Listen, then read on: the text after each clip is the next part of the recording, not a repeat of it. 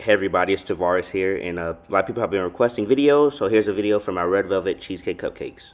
So here we have only the cake ingredients, which I will attach all the ingredients below in the comment section. So here we are, here are only my cake ingredients, because we're going to do it part by part. So the cake ingredients, I have them separated from the dry ingredients, and then also the wet ingredients. Alright, so now in a bowl, you're going to mix all of your dry ingredients for the batter. And you want to make sure you're mixing it up, breaking up any clumps of sugar or cocoa powder, to where as you're mixing it up, it can be a smooth consistency throughout all of the dry batter, so that when you're mixing it, it's not clumpy. So now you're going to set your dry ingredients aside. And in a separate bowl, you're going to mix all your wet ingredients. It doesn't matter the order, it doesn't matter what you put in first or second. What matters is you mixing it thoroughly. Now, I'm going to use an electric handheld mixer. If you don't have one, that's perfectly fine. Use a whisk or whatever you do have. Just make sure, like I said, it's mixed thoroughly and all the way through.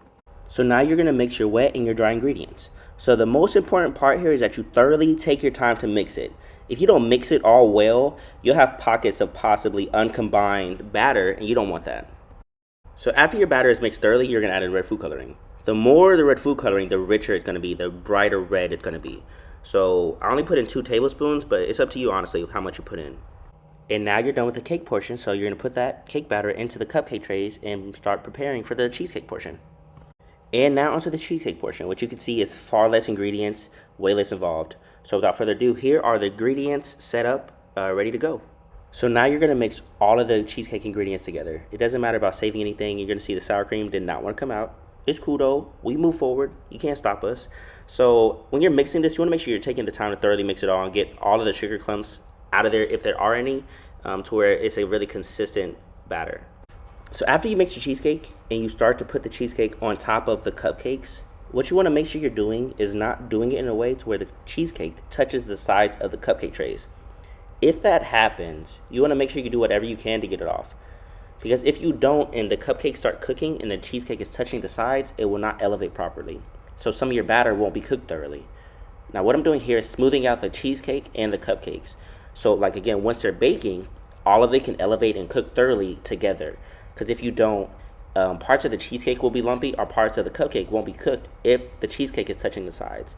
And as you can see here, I've now smoothed out all the cheesecake and the cupcake to where they're all the same. So in the oven preheated at 350 degrees, you're going to put the cupcakes in there for 16 minutes. So while the cupcakes are in the oven baking, we're going to take this time to start on the cream cheese icing.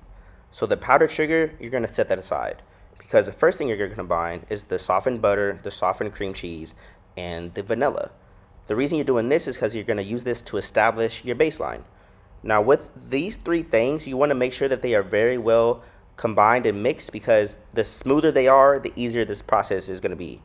So as you put in the powdered sugar, you're going to add in a little at a time to the smooth base. Because if you don't have a smooth base, as you're adding in the powdered sugar, it clumps up and it thickens. If you add in too much powdered sugar at one time, or if you don't have a good base, mixing this frosting is going to get very annoying because how thick it's going to turn into. So now I'm going to let the icing sit in the fridge for about 30 minutes. At the same time, these are my done cupcakes. If yours don't look like this, it is fine. It's not a competition. I'm going to let these sit for about an hour to an hour and a half. So this part is absolutely my favorite, being honest. It's sped up because this is a long process. When you're decorating, and honestly when you're in the kitchen at all, just be yourself and do whatever you want to do. What's going to make you happy, because at the end of the day, you have to live with whatever results come out. So my decorating skills, I have this tool. If you do not have this tool that I have, that's fine.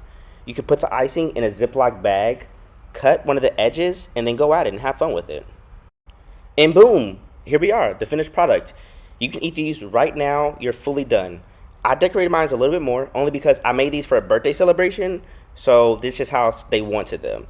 But I honestly thank you guys for watching the video. If you watched it this long, hopefully it's whatever you wanted it to be, and I just appreciate it, honestly.